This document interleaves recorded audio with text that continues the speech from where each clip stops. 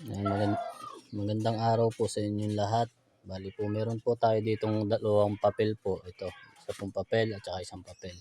Ito pong papel na ito ay tungkol po sa kasunduan sa pag-aayos o compromise agreement tungkol po sa lupa na nasa 42 hectares po siya na tinatrabaho po ng mga tao noon pa na nabili po ng RSBS. Ngayon po, yung RSBS po ay dahil wala po silang maipakita na papeles na nabili po nila yung lupa. Nagkaroon po ngayon ng ganitong agreement o yung agaw-saka na tinatawag nila. Nagkaroon ng mga ganitong agreement na hindi ko po alam kung sino ang nagpagawa po nito at sino po ang nagpapalabas po nito at nagpapakana po nito, pero ang pagkakarinig ko po ay si Nora po. Ito, dito po sa isang papel na to, makikita nyo po ay may dalawang kwalifikasyon na nakasulat po yung mga tao. Dinivide po sa dalawa.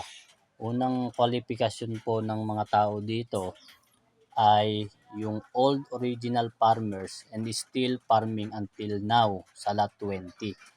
Yan po ay may old order darab case number 14184. Register case number R0402-060-05 noong February 13, 2013 po yan. Tapos dito po sa kabila, magtataka po kayo, meron pong isa pang qualification ng mga tao dito. Nakalagay po dyan, not farmers, construction workers, labandera, tambay, etc. na may new order case numbers. Yan po.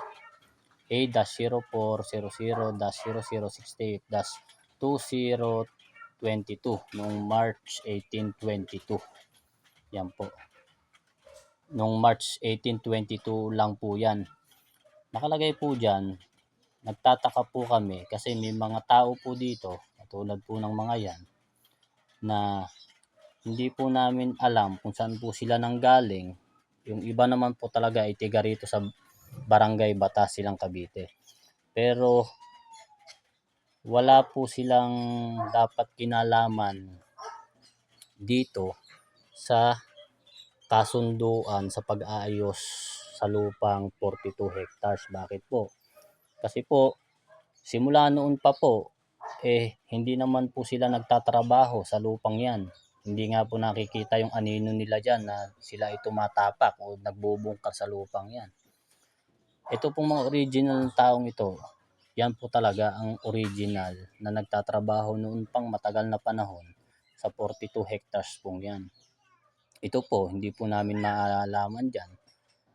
Yung iba na hindi po namin alam kung tambay po sila or construction workers po ba ang kanilang kwalifikasyon o labandera o tambay o ano pa man. Hindi po namin malaman kung ano, bakit naandyan sila. Dapat wala naman po silang kinalaman dito.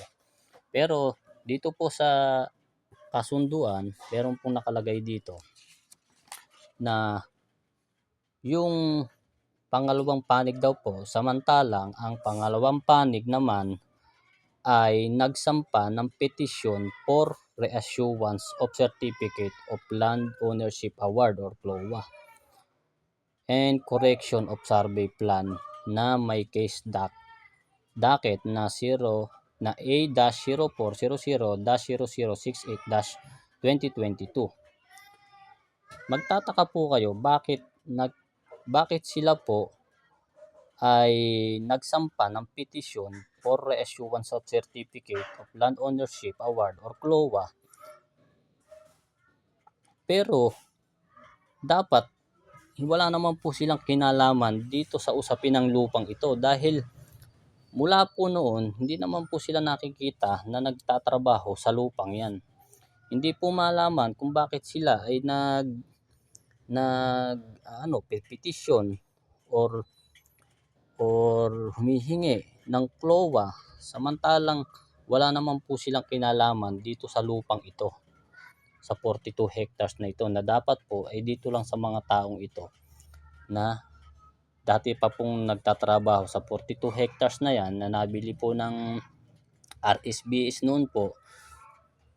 Pero ngayon po ay gumagawa sila ng kasulatang ito na tinatawag nilang agaw saka at ano po, ginagawan po nila ng kumbaga paraan para po mabenta ulit yung lupa kasi nga po yung RSBS ay wala pong maipakita na katunayan o papeles na nabili po nilang yung lupa. Wala po silang pinanghahawakan na papeles na may papakita na nabili po yung lupa. So, magtataka po kayo dito, yung mga taong yan na hindi naman po nakabisita kahit isang beses sa lupang yon or anino man lang nila nakitang nagbungkal sa lupang yon, nandito yung mga pangalan at ang lakas pa ng loob nila na yung pangalawang panig daw ay nagsampa ng petition for reissuance of Certificate of Land Ownership Award o CLOA. Bakit?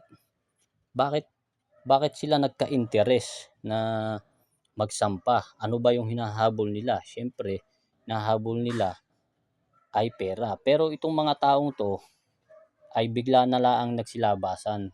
Siyempre, may mastermind yan. Yung mga taong yan may nagpasok dyan sa mga pangalan na yan. Tapos, yung sinasabi na nagsampa ng petition, meron talagang mastermind yan na siya ang nagsampa ng petition at kinuha lang itong mga taong ito para maipakita na may mga taong nagsampa ng petisyon. Pero ang totoo, wala naman talaga silang kinalaman sa usapin ng lupang 42 hectares na tinatrabaho ng mga taong ito noon pa. Ito yung mga lihitimong may-ari. Tapos dito sa kasulatan, ang tumatayo dito na tumatayo sa unang panig daw ay si Attorney Dennis E. Santos. Ito yung mga lehitimong nagtatrabaho sa lupa na matagal na. Tapos sa pangalawang panig naman ay wala kang makikita, nakablangko. Itong usapan pong ito, itong kasunduan pong ito ay napagkasunduan matagal pa dahil ang plano po dito ay sa Koreano po ibigay ito. Kumbaga parang Koreano po yung magkakabilihan nito. Pero wala pong nangyaring kasunduan kaya po hindi nalagyan, may mga blanco po diyan. Ngayon po dito sa pangalawang panig, hindi po malaman kung sino po yung tumatayo po sa kanila na pinaka-representante nila. Wala po at wala rin pong address. Tapos yun na po yung nakalagay, yung mga pangalawang kung sino po yung mga nasa pangalawang panig na nakalagay dito, not farmers, construction workers, labandera, tambay, etc. Ayan, hindi po natin alam kung saan po nila pinagawa itong may mga case number na yan at lumabas yung mga pangalan na yan. Tapos, ayan po, kita nyo, mga pangalan, ang dami. Tapos, ang nangyari po dito, yung pangalawang panig daw, na alam namang nating may mastermind dyan, kaya sila nakapasok yung mga pangalan nila dyan. Kaya humihingi sila ng sinasabi nila na CLOA, may mastermind po yan. Ngayon dito sa nasasabi dito na sa unang panig ay grupo ng mga kasalukuyan nakaposisyon at nakasaka sa lupang tukoy na matatagpo sa Barangay Batas, Silang Cavite na dating pagmamay-ari ng AFP Retirement and Separation Benefit System o RSBS at may sukat na 45 hectares po pala yon. Ang unang panig bilang mga lehitimong taga-saka at taga-posisyon sa nasabing lupa ay dating nagbigyan ng mga Certificate of Land Ownership Award o CLOA, subalit ito ay nakansela. Bagamat ang mga CLOA na unang na-issue ay nakansela, ang lupang usapin ay hindi naman na-develop ang RSBS. Kumbaga hindi po siya napasok ng RSBS. Nabili po ng RSBS pero hindi po siya na-develop. Kumbaga ang nangyari po, yung mga tao pa rin na dating nagtatrabaho sa lupa, sila pa rin po yung tumarabaho sa lupa na nakalagay nga po dito 45 hectares. Tapos ngayon dito nakalagay ay 42 hectares. Ibig sabihin may conflict po siya. ang sabi po dito 45 hectares po yung kabuuan at ang naibalik ay at 42 hectares ang nabalik sa coverage ng Comprehensive Agrarian Reform Program. So 42 hectares po, kabuuan ay 45, ang nabalik po ay 42. Tapos yung pangalawang panig nga na bigla na laang nagsampa ng petisyon para sila ay magkaroon ng CLOA na hindi mo alam kung bakit nagkaroon sila ng ganong pag-iisip kung hindi sila na-audio ng mastermind na siya naman talaga yung nagsasampa ng petisyon at itong mga taong ito ay walang kinalaman. Talagang ipinasok lang yung mga pangalan nila para magkaroon ng mga pangalan dyan at sinasabing mag-file sila ng petisyon para magka-CLOA. Tapos, nabanggit pa po dito na bagamat ang petisyon ay napagbigyan ng pabor, wala naman pong katunayan na dapat po magbigay po sila ng papeles o katunayan na napagbigyan talaga ng pabor yung pag-i-issue ng CLOA sa mga nasabing petitioner o pangalawang panig. Maniniwala kami. Pero kung wala kayong maipapakita at ito sabi-sabi nyo, naggawa-gawa nyo lang yan, ay hindi may sasagawa ng hindi magbabase sa resulta ng actual survey at verification ng Municipal Agrarian Reform Program Officer o MARPO at Provincial Agrarian Reform Program Officers o MARPO 2 kung sino talaga ang mga tunay na kwalipikadong beneficiary ng CARP. So, sa totoo lang, ang tunay na beneficiaryo ng CARP ay siyempre kung sino yung mga old na farmers talaga na nagtatrabaho lehitimo noon pang matagal na panahon, way back 30 years ago, 40 years ago, sila na talaga yung nagtatrabaho dyan. Simula nang ibinigay ng gobyerno yung mga lupang yan, sila na yung nagtatrabaho dyan. At itong mga ito, not farmers, construction worker, labandera, tambay, ni anino ng mga yan, hindi mo nakitang nagbunot ng damo doon o nagbungkal ng lupa yan doon sa 42 hectares na yan. 45 hectares ang kabuuan, 42 hectares ang na ibalik. Sa kasalukuyan, ang una at pangalawang panig, ito po sana ay agreement. Ito pong ang papel na to ay agreement o kasunduan sana sa una at pangalawang panig. Yun po ang lumalabas dito na magkaroon po ng agreement yung una at pangalawang panig na mayroong magkasalungat na claims na may magkasalungat na claims daw. Ibig sabihin naghahabol sila sa claims na dapat wala naman sila sa habol sa claims dyan dahil wala naman silang tinatrabahong lupa talaga dyan noon pa. Alam nila yan sa sarili nila kahit ipatawag natin yan isa-isa yung mga yan. Wala silang tinatrabahong lupa dito. Dyan. Wala silang masasabi o nagbungkal sila ng lupa dito na tinrabaho nila dyan. Kaya yung naghahabol sila ng claims para sa pera malinaw na malinaw talaga. Tapos meron silang siyempre promotor dyan na nag-aano sa kanila, nag-uudyok na itong mga taong ito mag-file ng petition para makakuha ng claims. Pero yung mga taong yan, bibigyan lang yan ng mga konti-konting porsyento at yung pinakamalaking claims ay pupunta talaga doon sa mismong promotor ng gumagawa ng kasunduang ito at kasulatan na ito. Sabi dito, magkasalungat na claims sa lupang usapin at upang maiwasan daw na ang mahaba at komplikado pang laban sa hukuman, so meron pa silang pananakot na maglaban pa sa hukuman ha. Meron pang lakas ng loob itong mga taong ito na humarap sa hukuman. Alam naman nila sa sarili nila na wala silang lupa dyan. At saka papayag ba itong mga matagal ng landowner na yan na talagang matagal nang nagsasaka dyan na kayo pa ang mananalo. Diba? Tapos sa hukuman, nagkasundo ang magkabilang panig na ito yung gusto nilang agreement para hindi na raw magkagulo. Ang lupang usapin na binubuo ng 42 hectares ay napagkasundo ng mga partido na hatiin na lamang sa ganitong pamamaraan. Pero itong agreement na to ay hindi natuloy kasi hindi pumayag nga yung mga landowner na original farmers na sa kasunduan na ito. Kasi nga lugi sila. Kasi sabi dito, ang unang panig ay makakakuha ng 29.4 hectares or 70% mula sa kabuuan ng 42 hectares at actual na porsyon at lokasyon ng lupang ito at nakasaad sa survey plan. Tapos yung pangalawa ay humihingi ng 30% or 12.6 hectares dito sa lupang 42 hectares na wala naman silang kinalaman dyan. Hindi naman malaman kung saan sila nanggaling o bakit napalagay yung mga pangalan nila dyan.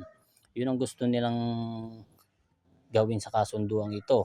Magkaroon ng 70% sa unang panig at 30% sa pangalawang panig. Ngayon, kung magkakasundo, magkakapirmahan sana, pero hindi nga nagkapirmahan dahil hindi sumang-ayon yung mga lehitimong may-ari na 70% ay bibigay sa kanila, tapos yung mga gagamitin pa na pag-aayos ng papel ibabawas pa sa 70% ng mga lehitimong may-ari.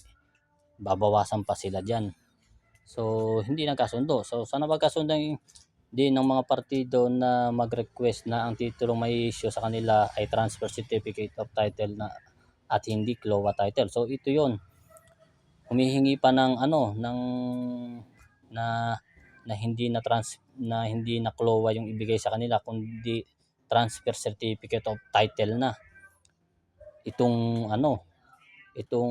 hindi ang humihingi itong kuha na yan ay yung promotor ng kasunduang ito.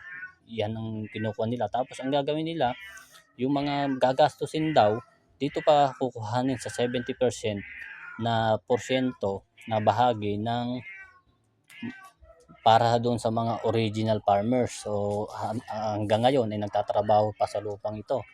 So tapos ang magkabilang panig ay nagkasundo na ang mga kagustuhan at babayaran upang magkaroon sila ng kanilang TCT ay kanya-kanya nilang sasagutin. So kanya-kanya sasagutin. So ibig sabihin, ibabawas pa nila diyan. Pag nabigyan sila ng 70%, ibabawas pa diyan yung pagpapagawa ng TCT nila. So hindi nga nagkasundo kasi sabi nga kung babawasan pa sila, malaki yung mababawas sa mga tunay na nagtatrabaho diyan at original farmers. Sabi dito, nagkasundo din ang magkabilang panig na tutupad at tatangkilikin, pero hindi po nagkasundo. Ang kasunduan ay ito bilang hayag na pagkilala sa karapatan ng bawat isang grupo. So hindi po nagkasundo yung unang grupo at pangalawang grupo, dahil yung grupo pag hindi umayaw yung unang grupo, hindi na naman umaapila tong pangalawang grupo dahil alam nila sa sarili nila na wala silang karapatan sa lupang yan. Kaya yung ng unang grupo, yung decision, yun na yung final. Hindi itong magdidesisyon kasi wala naman silang diyan, wala naman silang dapat kuwan dyan sa lupang yan, kinalaman dyan. Ito lang talaga dapat. Ngayon, gusto nila magka-porsyento sila. Pero itong mga taong yan, may humahawak dyan na tao mismo, pinaka-leader nila na nakalagay dyan ng mga palaan para makakuha ng mga claims yan. Pero pag nakakuha yung claims na 30%, kumbaga iyan, yung pinaka-promotor niyan, bibigyan lang yung mga pangalan na yan. Kung halimbawa 10% lang yan. Pagbibigyan lang yan. Tapos yung pinaka 20% mapupunta na doon sa promotor na gumagawa nitong mga kasunduang ito. So pero hindi nagkasundo kasi nga ayaw ng mga lehitimong farmers, original farmers o yung mga farmers na nagtatrabaho pa hanggang ngayon sa lot 20. Sabi dito, bilang pagpapatunay sa katotohanan ng lahat ng mga nakasaad na kondisyon at kasunduan ng mga partido sa kasulatan na ito, kami ay lumagda. Ngayon wala, kasi hindi nga nagkasundo, walang lumagda. Tapos bilang kinatawan ng unang panig, ito si Attorney Dennis I. Santos. Pero sa kinatawan ng pangalawang panig, walang nakalagay kung sinong pangalan ang kanilang leader. Kung sinong pangalan ang leader ng mga ito, wala. Tapos saksi, wala. Acknowledgement, bali ipapanotaryo pa sana nila, pero dahil hindi nga nagkasundo, walang nangyaring notaryo. Ayan. So yan po, kita nyo yung kasunduan na yan sa pag-ayos, kung sino man yung magaling na gagawa nito. Tapos meron pa siyang mga ganito na binigyan niya ng magkaiba pang ano yung mga tao, yung kwalifikasyon. Merong original farmers at farmers na hanggang ngayon nagtatrabaho, at itong farmers na itong not farmers, construction workers, labandera, tambay, etc. So nagbigay sila ng dalawang division ng mga tao diyan. Pero ito talaga yung lihitimo diyan. Lihitimo. Tapos ito yung mga ano, ito ay mga paningit lang yan diyan. Hindi natin alam kung sino yung leader nila. Pero kung sino leader nila diyan, humihingi ng porsyento yan para magkapera, para magkaroon ng claims. Basta pera, magagaling, magpalusot. Yan, tapos makikita nyo itong mga ano na ito, dated lang nung March 18, 22. Ibig sabihin, itong new order case number na yan, ika-aapila lang yan. Ewan ko kung totoo yung apilang yan. Pero ka-aapila lang yan yung March 18, 22. Yung mga taong yan. Mga taong yan, pero hindi naman talaga uma-attend yan. At yan, kumbaga, kukuhanin lang mga pangalan, tapos papipirma-pirmahin. Tapos meron silang pinaka-leader dyan. Siya ang magsasubmit ng sinasabi nilang petisyon. Yan o. Petisyon para sa CLOA. Pero yan, yung mga tao yan, di naman talaga uma-attend yan doon para magkuha ng petisyon. Gumawa ng petisyon para magka-CLOA. Kaya yan o. Yung claims. Pera-pera talaga usapan dito. Ayan. Yan, hindi nagkasundo ang mga tao dahil sa agreement na hinihingi nung leader nila na 70%, 30%.